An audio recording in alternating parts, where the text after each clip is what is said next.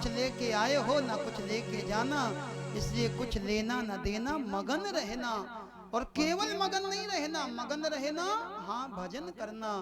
भरत जी के द्वारा आज रहुगण को उपदेश दिया गया। इसके बाद में आगे का वर्णन आया।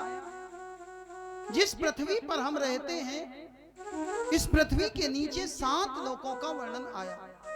अतल, वितल, सुतल, तलातल, रसातल, महातल और पाताल। पाताल के नीचे 30,000 योजन की दूरी पर भगवान शेषनाग विराजमान है। और भगवान शेषनाग के 1000 मस्तक, 1000 मस्तक के ऊपर रखी हुई ये पृथ्वी ऐसे प्रतीत होती है जैसे सरसों का छोटा सा दाना रखा।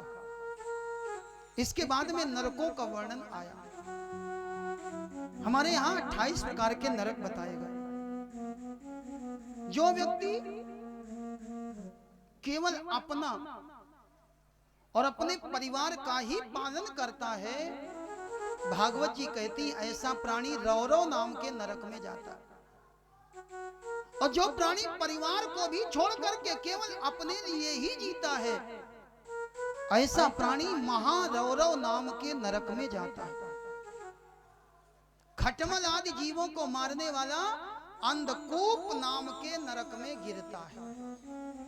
जो राजा होकर के, राज्य कर्मचारी होकर के किसी निरपराधी को दंड देता है, ऐसा प्राणी सार मेयादन नाम के नरक में जाता है। जो पंच यज्ञ किए बिना भोजन कर लेता, ऐसा प्राणी क्रमी भोजन नाम के नरक में जाता है। जो लोग झूठी गवाही देते हैं, जो लोग किसी को दान करने से रोकते हैं, जो लोग झूठ बोलते हैं, ऐसे प्राणी अवीचीमान नाम के नरक में गिराए जाते हैं। नरकों का वर्णन। जो प्राणी श्रेष्ठ कुल में जन्म लेने के बाद भी भूत प्रेत आदि की सिद्धि करते हैं, ऐसे प्राणी मरने के बाद वैतरणी नाम की नदी में गोता लगाते रहते हैं। जो प्राणी आचार विचार का त्याग करके पशुओं की भांति जीवन यापन करते, जहां मिल गया जो मिल गया खा लिया, जैसा मिल गया वैसा खा लिया, जो पशुओं के समान आचरण करते हैं, ऐसे प्राणी पुयोद नाम के नरक में जाते हैं। भागवत में तो यहां तक लिखा, जो ब्राह्मण और उच्च वर्ग के लोग अपने घर में गधे और कुत्ते पालते हैं, ऐसे प्राणी प्राण रोध नाम के नरक में जाते हैं। ये कलयुग है ना, इस कलयुग में गाय पालने में हमें शर्म आती है और कुत्ता पालने में हम गर्व का अनुभव करते हैं। गाय पालोगे, गाय जहां रहती है वहां से अनेक प्रकार के वास्तु दोष दूर हो जाते हैं। गाय के गोबर में मैया लक्ष्मी का वास होता है। और जो ब्राह्मण उच्च वर्ग के लोग कुत्ते और गधे पालते हैं, ऐसे लोग प्राण रोध नाम के नरक में जाते हैं। अब ये आपको निश्चित करना है कि आपको गाय पालनी है कि आपको कुत्ता पालना। गाय पालोगे और गाय का दान करोगे तो यही गाय वैतरणी नदी से तुमको पार कर देगी, और कुत्ता पालोगे तो यही कुत्ता तुमको प्राण रोध नाम के नरक में डाल देगा। जिस समय नरकों का वर्णन सुखदेव जी ने राजा परीक्षित को कराया, परीक्षित जी थर-थर कांपने लगे। महाराज, आपने तो इतने नरक बता दिए, इतने पाप बता दिए। कुछ पाप जाने में होते हैं और कुछ पाप अनजाने में हो जाते हैं। क्या हमको सबका फल भोगना पड़ेगा? सुखदेव जी बोले, फल तो भोगना पड़ेगा। बिजली का तार चाहे जान से छुओ चाहे अनजान से छुओ, करंट मारेगा ही मारेगा। परीक्षित बोले, गुरुजी, हम जान करके पाप करने से बच सकते हैं, हम जान करके पाप ना करें, लेकिन अगर अनजाने में पाप हो जाए तो उससे बचने का उपाय क्या? सुखदेव जी बोले, राजन, उससे बचने का एक ही उपाय है, भगवान का नाम। यहां पर पंचम स्कंद की कथा विश्राम हुई। षष्ठ स्कंद की कथा प्रारंभ होती है। अजामिल जी का चरित्र आया। कान्य कुब्जे द्विजाकस्य दासी पतिर अजामिला, नामना नष्ट सदाचारो दास्या संसर्ग दूषिता।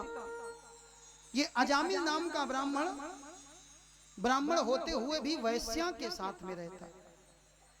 वैश्या के द्वारा इसको 9 संतानें प्राप्त हुई। 10वीं संतान होने वाली थी। इसके घर पर एक दिन ब्राह्मण आ गए। ब्राह्मणों ने अजामिल को आशीर्वाद दिया, जाओ तुम्हारे घर में बेटा पैदा होगा और तुम अपने बेटे का नाम नारायण रख देना। ब्राह्मण चले गए। अजामिल के घर में बेटा पैदा हो गया।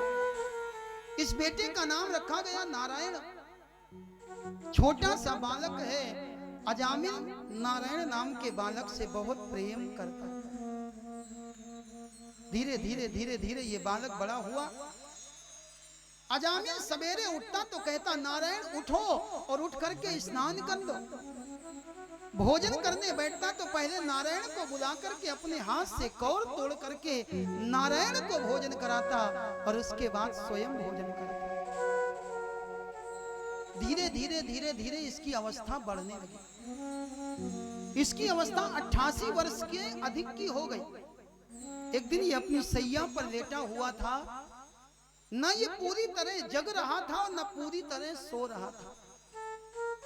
न ये जागृत अवस्था में था, न ये स्वप्न की अवस्था में था। ये सुषुप्ति अवस्था में अपनी सैया पर लेटा था। इसके सामने 3 काले काले यमराज के काल दूत आ गए।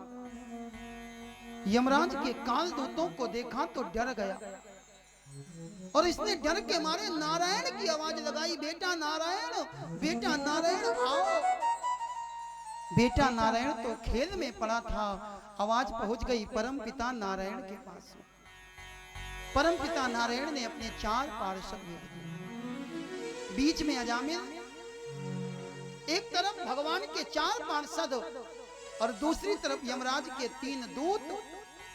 यमराज के दूत कहते इसको हम लेकर के जाएंगे और भगवान के पार्षद कहते इसको हम लेकर के जाएंगे। यमराज के दूत कहते ये बहुत पापी है और भगवान के पार्षद कहते इसने अंतिम समय में भगवान का नाम लिया, इसलिए इसको हम लेकर के जाएंगे। यमराज के दूत बोले, इसने तुम्हारे भगवान का नाम नहीं लिया, इसने तो अपने बेटे नारायण को बुलाया। भगवान के पार्षद कहते एक बात बताओ, नारायण नाम पहले भगवान का पड़ा कि पहले इसके बेटे का पड़ा? यमराज के दूत कोई उत्तर नहीं दे पाए। निरुत्तर होकर के वहां से लौट करके चले गए और यमराज के सामने जाकर के हाथ जोड़ दिए। बोले, महाराज अब नरक में ताले डलवा दो, अब नरक में कोई नहीं आएगा। क्यों?